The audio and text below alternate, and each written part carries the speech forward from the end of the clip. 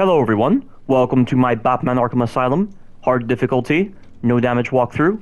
This is the introduction, intensive treatment, and just for a nice change of pace, I'm going to do something other than Resident Evil. I mean, I've been doing a lot of Resident Evil Village shit videos, and I've been recently committing to doing a video series regarding Knives Out on Resident Evil Village on Village of Shadows difficulty to really get across a lot of the objective flaws of Resident Evil Village and a lot of the flaws with the mentalities associated with New Capcom and how they chose to do certain challenges with Resident Evil Village, like with the Knives Out challenge, and just what that actually does as kind of a chain reaction consequence.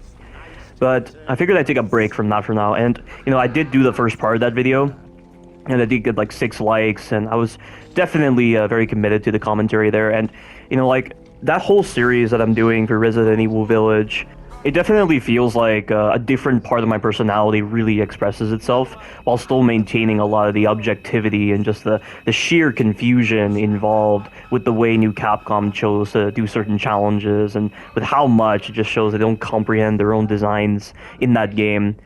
And it feels like a very ambitious commentary that I'm doing with that series, and I recently recorded the second part of that video series with my friend Pikal. And we were having a blast, and it was only covering Castle Dimitrescu, but I think it's at least an hour. Like, it's greater than an hour, or maybe even longer. It's absolutely insane just how much I was really committed to that commentary. But I haven't uploaded it yet because I'm still in the process of editing it.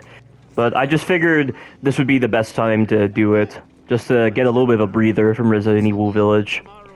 And recently I have been playing this game, and I've also been playing Arkham Knight. I recently downloaded Arkham Knight again on my PS5. It's free if you have a PlayStation Plus, which is really cool. But sadly, I really don't like Arkham Knight, and going through all the Riddler challenges just to get them done, because you have to do all the side missions to actually beat the game. I mean, even if it wasn't required, the Riddler challenges are so boring. Like, certain parts of the game get kind of boring. There's a lot I need to discuss about Arkham Knight when I get the chance in this video series for Batman Arkham Asylum, and also when I get to Arkham Knight. Although, in all honesty, with the way Arkham Knight paces itself, and with the way its level structure is handled, where you have to go on these side missions to actually get the full ending of the game, I really don't know how I'm going to handle that. It's just going to be a lot. And it's just such an odd choice for Rocksteady to favor with Batman Arkham Knight.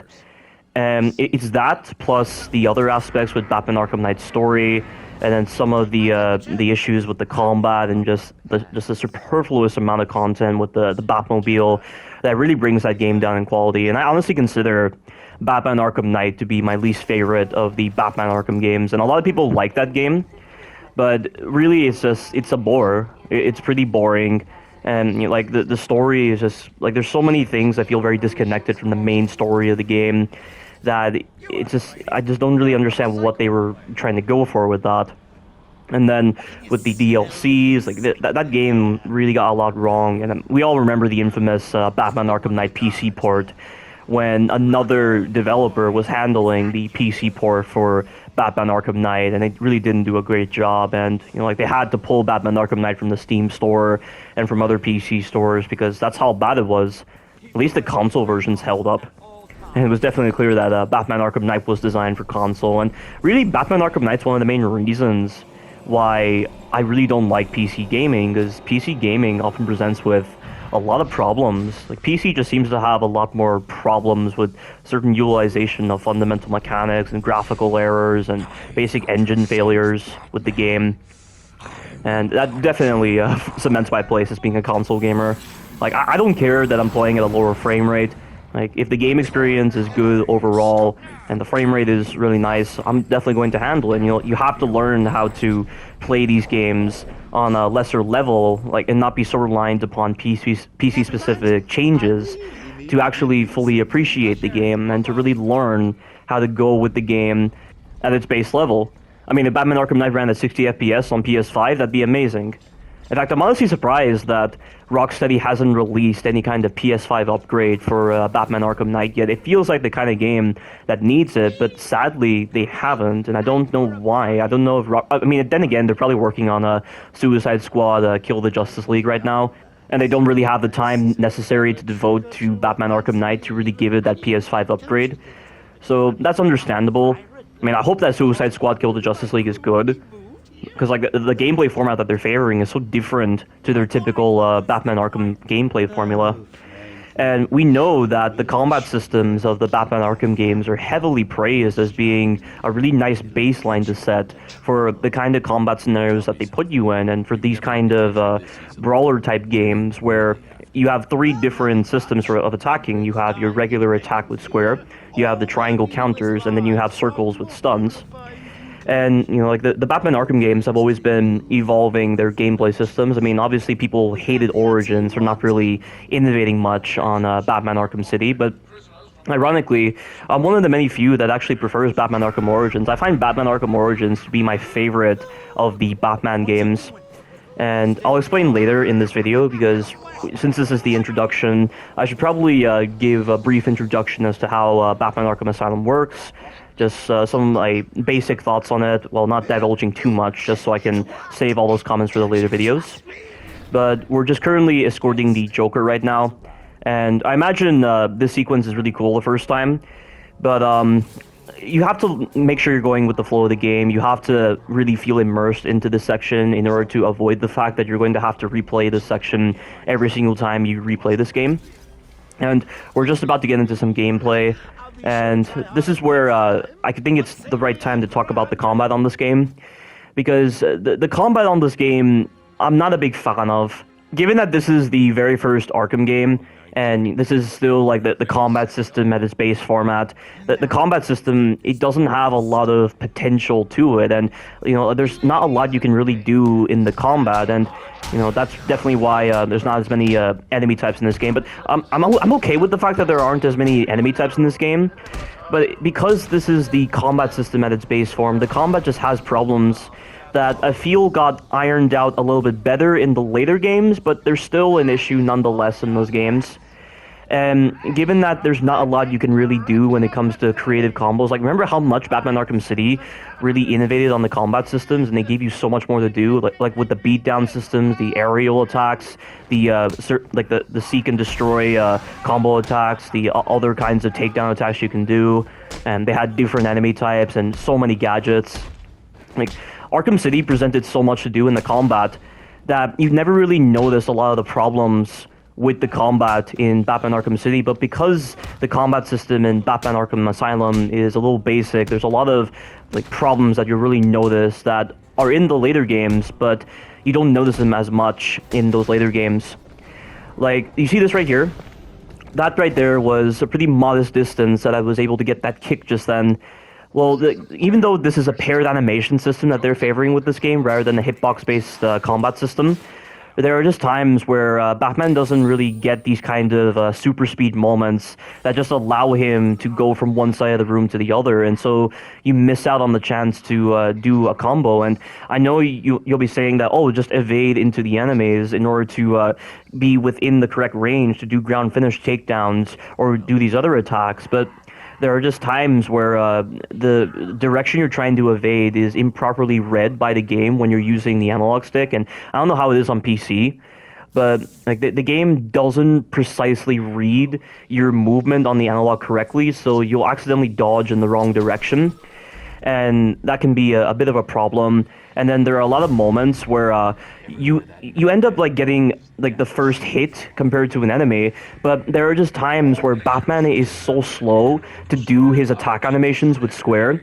that even if you actually press square first before an enemy initiates their attack, there are times where they will still get the hit out on you because their attacks are so much faster compared to Batman, and it really doesn't make any sense. And I'm pressing square first, I should be able to get the hit out first, but no, the enemies have so much frame advantage in this game, and it's so unfair. It's really unfair, and it really makes Batman feel underpowered in a lot of situations, and I really do not like it at all. And it's a problem that is also the case in the later games.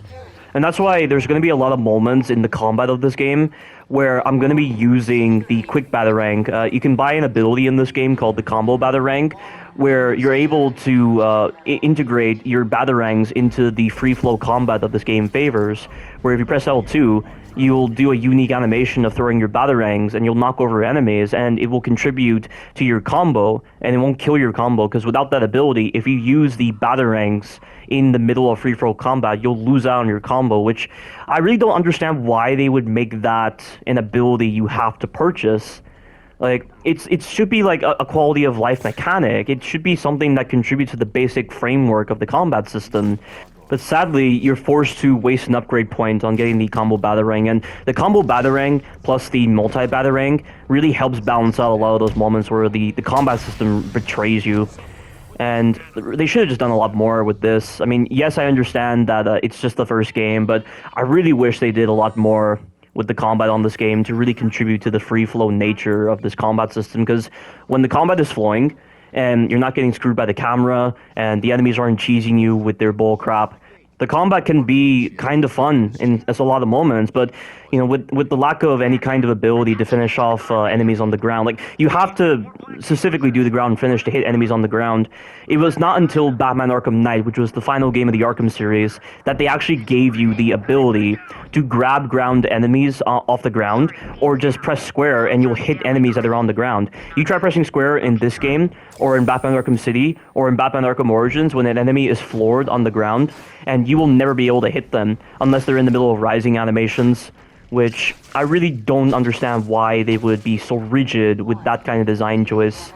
Because the number of times that multiple enemies are on the ground and you're assuming that one of them is getting back up, and so you hesitate, and so you try to do the ground finish, but then like one of them gets up and then they just hit you in the ground finish animation, because Batman's ground finish animations are pretty slow in this game, as well as in the other Arkham games, because that's just part of the risk versus reward system that they decided to favor. Even though personally, there are just a lot of moments where it really feels like I finished the recovery period on the ground finish animation, yet I'm mashing counter to stop an enemy from trying to hit me, and Batman doesn't counter, and I just get hit. It's really frustrating in this game. And I'm going to be referencing this channel a lot when it comes to making comparisons between my gameplay and their gameplay, but there's a famous channel on YouTube called Batman Arkham Videos, and Batman Arkham Videos is a channel that demonstrates the full potential of the Batman Arkham games, and the guy goes through the entire game without taking damage and without restarting whatsoever. I mean, I think it's probably due to the tools associated with the PC version, because, you know, there's so many tools available on the PC version that just allow you to manipulate the enemy AI behavior to contribute to a decent gameplay or really good gameplay. And it's a form of cheating, but they use it mainly for entertainment purposes to make the game look like it actually works. If they're going to be doing some kind of restricted run, or they're doing some kind of speed run. But one thing that I definitely want to say about that channel is, because they're using tools on PC to make the combat look like it works, you try to replicate a lot of those things that they're doing on their channel, and it just doesn't work. Like, I've seen Batman Arkham Videos' most recent Batman Arkham Asylum walkthrough, where he's playing on PC, and I think he's using the tools, because I see moments where, when you see this enemy right here, this is a Titan henchman. This is the worst enemy type in the game, and I really don't know what Rocksteady was thinking when implementing this enemy, but this enemy is designed in such a way that it doesn't complement the free-flow combat of this game. They're an enemy type that is almost designed to be fought independently of other enemies. Like, you don't want to be encountering these enemies when you're fighting just normal henchmen. Like, the normal henchmen are designed to accommodate the free-flow combat, but it really feels like they didn't have enough time to playtest these Titan henchmen and really give you mechanics that actually feel like it complements the free flow combat. Like, that whole mechanic just then, where you throw a batarang when the Titan henchman runs towards you, and that's really the only way the game wants you to handle them, aside from using explosive gel to stun them. This whole system isn't complementary to the very nature of maintaining a combo. Like, you see the combo building up on the left side of the screen? Like, that whole system isn't designed to allow you to keep that combo going, and I really don't understand why they would do this. And, like, there's so many moments where you have to kill your combo to avoid the attacks that these enemies do, and these enemies get properties that just allow them to break the rules of the game. Like, you know, when you go into a takedown animation, and you're dealing with normal henchmen, when you go into a takedown animation, the enemies do not attack you because their AI turns off, and in a sense, you get a bit of iframes from their attacks. But you try to go into a takedown animation, and a Titan henchman charges at you, or he does a melee attack on you, and he will hit you out of the animation. So because there are so many moments where the Titan henchmen have the ability to break the rules of the game, it forces you to restrict your options in combat, because if you restrict your options, you won't get into those situations where they hit you during moments that you really shouldn't be getting hit in, but you sacrifice the creativity of the combat. You sacrifice the ability to maintain a proper free-flow combat, and it's a really dumb design choice, and I really feel like the way the Titan henchmen were implemented in Batman Arkham City is a much better change. Because they got rid of the whole system where you throw a batarang while they're running and they just slam into a wall, and then you hit them 3 times and you have to repeat the process and just kill your combo like that, and then you have to restrict your options in combat in this game in order to avoid any of the problems that the Titan henchman might cause you.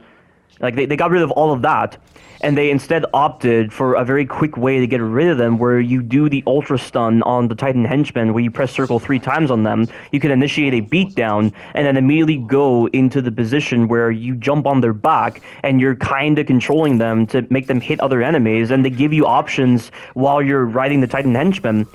Like on Batman Arkham Asylum, you have no options when you're controlling the Titan henchman, when you're just on their back. You just gotta make sure that you're moving the left analog stick, and at times, even when you're moving the left analog stick, the Titan henchman will resist that command, and they'll go in whatever direction they want. And so you're at the mercy of whatever they do with some slight amount of control, and all they do is just swipe from side to side, and it doesn't help in controlling where you want enemies to be knocked into.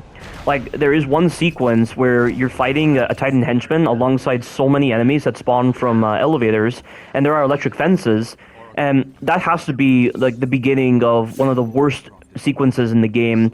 Like, the last 20% of Batman Arkham Asylum is the worst part of Batman Arkham Asylum, and I need to talk about it when I get the chance and I get near that area, but like, that whole sequence where you have the Titan henchmen and those enemies spawning from the elevators, they give you the ability to use electric fences against the enemies, and when they hit the electric fence, they're instantly incapacitated. But if you try riding the Titan henchmen, it's hard to control where those enemies get knocked into, and so it's just better to just not ride the Titan henchmen and just use your Batclaw in order to pull enemies into the electric fence, and that's just how that goes, and it's probably the way the developers intended for it to go. Like, it just feels like the moment you get the Ultra Batclaw, a lot of the combat scenarios of Batman Arkham Asylum, after you get the Ultra Batclaw, are designed for only the Ultra Batclaw, because it's like they want you to pull so many enemies and just finish them off when they're on the ground, and just watch the Titan henchman. Like, if they're going to be designing an enemy type with a Titan henchman, and they don't complement the free-flow combat, then they'll just make it where they want you to use nothing but the Ultra Batclaw, and it really feels like that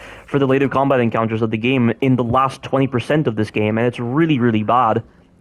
But in Batman Arkham City, they gave you options when you were riding the Titan henchman. You had the ability to press X to initiate a Titan charge, where you get the Titan henchmen to do their normal charge, and they'll charge into enemies. And then there's another ability where you have the ability to get the Titan henchmen to slam the ground, and they'll initiate a shockwave. And admittedly, it's a really shit move, because the detection on that shockwave is horrible. You expect all of the enemies within that radius of the shockwave to be knocked over, but they don't get knocked over a lot of the times because the detection is horrible. And I never use that move. I only ever use the charge move. And it's just, there's a greater level of control involved with the Titan henchmen, and best of all, you don't encounter Titan henchmen that much in Batman Arkham City. Like, I think there's only, like, 2 main encounters in Batman Arkham City where you're dealing with Titan henchmen. There's one where you're fighting a Penguin's henchman, and then there's another one near the end of the game when you're fighting a fake Joker. Like, those 2 combat encounters, just, they really allow, like, the Titan henchman to actually feel like a special enemy type, and not something that's just overused so much. And they really use the Titan henchman way too much in Batman Arkham Asylum, and they don't complement the free flow combat very well, and the encounters are just very boring. And, like, the whole special mechanic involved where you use a batarang to hit them while they're running, and they'll get disoriented by it, and they'll crash into a wall. Like, the mechanic is cool when you're not having to waste time repeating it over and over again. And it's interesting I talk about this because this relates greatly to a point that Ether described when he was premiering Helena's campaign for Resident Evil 6. But he mentioned that it's okay for enemies to have a lot of life so long as the stuns are good. But in this case, with the Titan Henchmen, the stuns on them are really good when you use the quick batarang on them while they're charging. But when you have to repeat it over and over again because they increase the enemy's health on hard difficulty, it really becomes a tedious process, and it just doesn't complement the flow of gameplay at all. Like, if they had the same amount of health that they had on easy difficulty, then the combat encounters with them would actually feel fun. Like, just because this is the hardest difficulty does not mean you should compromise the overall quality of the game to just create miserable gameplay. The whole point of the Batman Arkham games is free-flow combat. The combat and the Predator sections, I mean, the Predator sections are something else entirely, but when it comes to the combat sections, the whole point is to maintain proper free-flow combat. And like the hardest difficulties of Batman Arkham City and onward, they add new enemy types, and the new enemy types are better designed than the Titan Henchmen because they complement the overall flow of the gameplay in the combat scenarios with the free-flow combat. But then you have the Titan Henchmen in Batman Arkham Asylum, and they go against the very nature of the free-flow combat. You're forced to waste time just hitting them in the head with the batarang when they're running, and you repeat this over and over again for one single henchman, and it takes way too long, and it really starts to become so formulaic and just very generic that you don't respect the mechanic anymore. And that's why it's just better to have enemies with less life, but the stuns are still really good, because then the value of the stuns has a lot of like weight behind it. But there's no weight behind this whole mechanic of hitting enemies in the head with the batarang, and then they just they run into a wall and they get disoriented. And like that's what I mean, and it's why I don't like the Titan Henchmen in this game, and they're the worst parts of the game by far. But I'll explain it when I get the chance. And right now, we were just introduced to the Predator encounters, and I have no idea how Rocksteady managed to seamlessly make the player go from a combat status to a Predator status, and like you see all these unique animations generated because you somehow entered this zone that just changes up some of the animations that Batman does to do these unique stealth animations. And they've also made it where the enemies are very responsive and trying to shoot you with guns, and you take a lot of damage from guns in the Predator encounters. Like the way they just seamlessly adjust these variables when you just go into these Predator encounters and you just transition from the game world, I don't know how they did it, but it's really impressive. And we've just done that sequence. Like, I'm not a big fan of the initial Predator encounters in this game.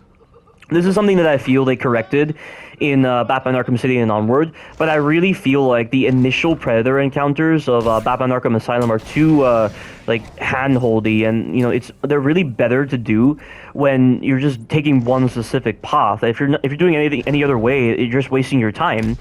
But it's clear that the developers set up this one specific path that they wanted you to take in order to do the initial Predator encounters. And you know, I understand it for tutorial purposes, but it would have been really nice if hardcore difficulty, or I'm sorry, not hardcore difficulty, hard difficulty, actually rearrange the enemy placements to actually force you to be very creative rather than forcing you to take this one scripted path to deal with the initial Predator encounters. And it's really when we get to the Arkham Mansion where the Predator encounters start to offer a lot of flexibility and a lot of creativity. And you're going to be seeing me use a lot of exploits with the explosive gel and with the enemy behaviors on this game, because of course it's the first game, so the enemy behaviors are a little simple, in order to do these very creative strategies, starting from the Arkham Mansion and onward. And this is really where I have a lot of fun with the Predator encounters, more so than in the later Arkham games. Like, explosive gel on this game is my favorite explosive gel compared to how the explosive gel is implemented in the later games. I mean, when you're using the explosive gel in the free-flow combat of Batman Arkham City and Batman Arkham Origins, and you get that ability where you can increase the blast radius on explosive gel and take out so many enemies, or rather just like floor them, and then you follow up with the multi-ground takedown. It's always so satisfying in those games.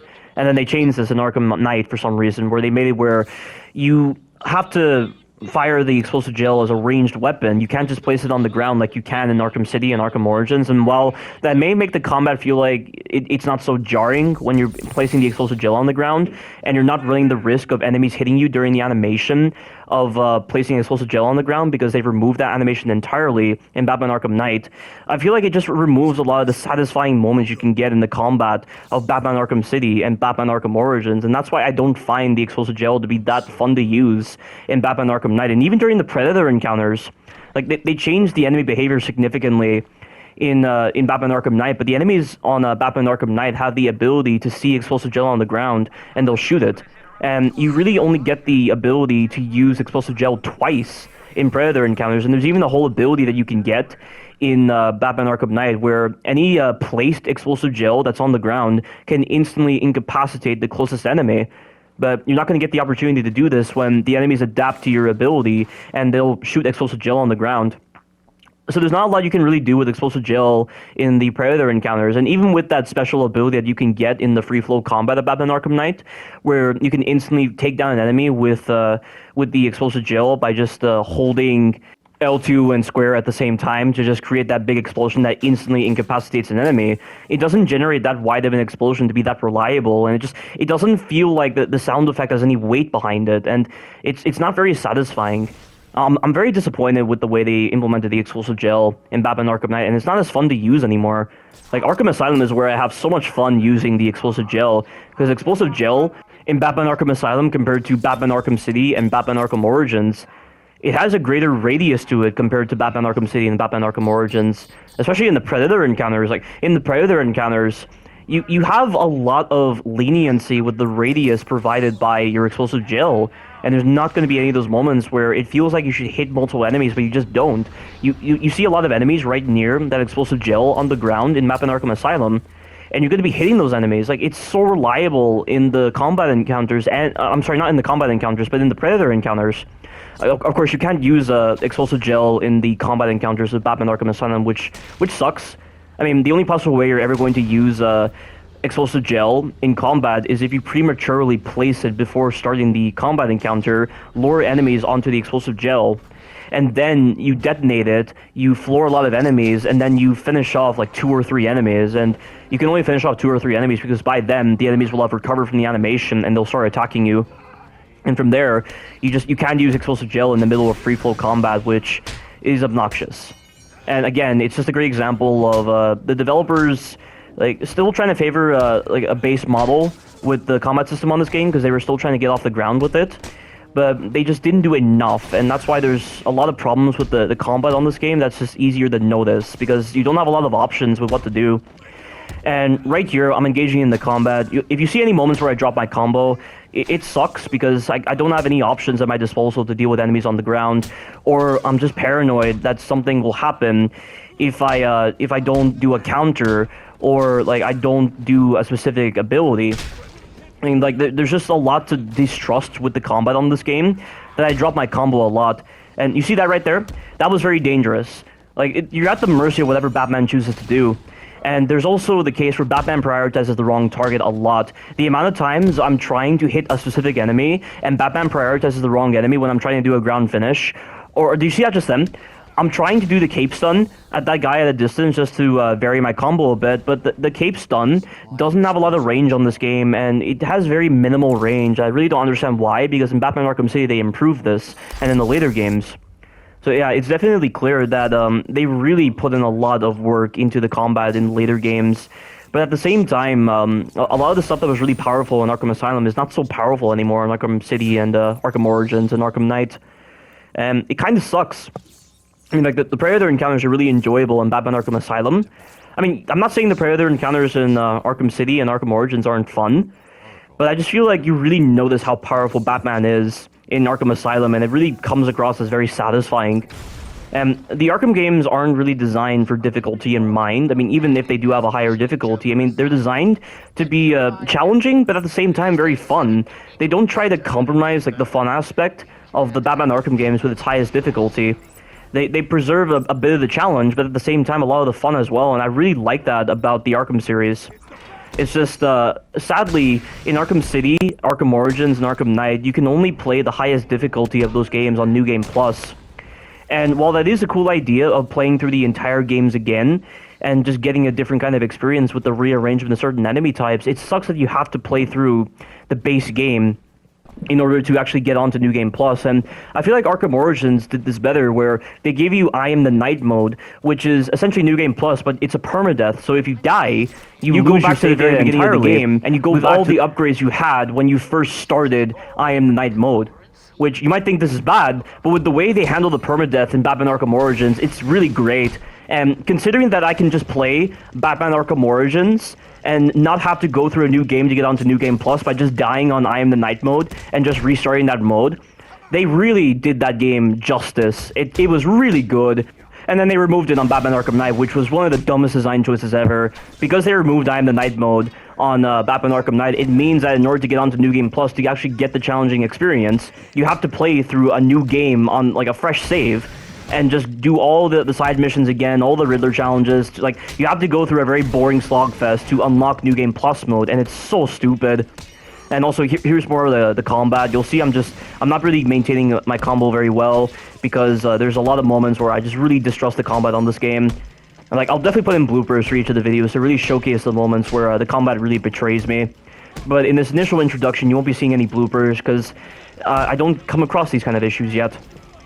But, you know, I've talked a lot about the Arkham series so far, and there's so much more I need to discuss with these games. And we're just going to get over to the medical area, and once we get inside the building, that's when this video will end. But I'm still dealing with the enemies. Like, again, there's no options at your disposal in the initial beginning of this game. It kind of sucks that this game doesn't have a New Game Plus mode. It just has a hard mode. And in case you're wondering, hard mode, the enemies deal more damage, they're faster, and the counter icons that you get to see that an enemy is attacking, they're completely disabled. So that's how you know this is on a hard difficulty. And this is actually a genuine experience rather than using a tool that Batman Arkham Videos uses to make the combat look good. I mean, he's not trying to glamorize it, he's not trying to make himself look good, he's trying to make the Batman Arkham games look great, because, you know, you want Batman to be great. Like, the way they portray Batman with his combat capabilities and stealth status, he's amazing. Like, the combat on this game can be really satisfying, the Predator sequences can be very satisfying, and I'm okay with Batman Arkham Videos using a tool, but in terms of a walkthrough, no. You can't really have tools when designating your video as a walkthrough. And because he's using tools to make the combat look better than it is, he's not showing a lot of the holes present with the combat, just the times where the combat betrays you, or even in Predator sequences. Like, there are problems with the Predator sequences, don't get me wrong. It's just the problems in the Predator sequences aren't as severe as the problems that you encounter in the combat, and very rarely will you encounter an issue with the Predator sequences in the Batman Arkham games. I mean, aside from some rare situations in Batman Arkham Asylum where for some reason, even when you floor an enemy, there are just times where they will skip the rising animation that they're supposed to do, like the very slow rising animation that they're trying to do to get off the ground. And they'll just immediately teleport into a standing position and they'll shoot you. I have this saved in my capture gallery, and I should definitely show it when I get the chance. I mean, it didn't happen in the recording of this walkthrough, but it happened when I was just playing through the game normally. Yeah, so that's kind of the main problem I have with using the tools on PC, because he's not showing a lot of the holes present with the overall gameplay designs. But that's not his intention, and I'll let him off on that. But that is the end of this first part of this walkthrough, and I'll be saying a lot more on the Batman Arkham series when I get the chance. Thank you all for watching, and you take care now.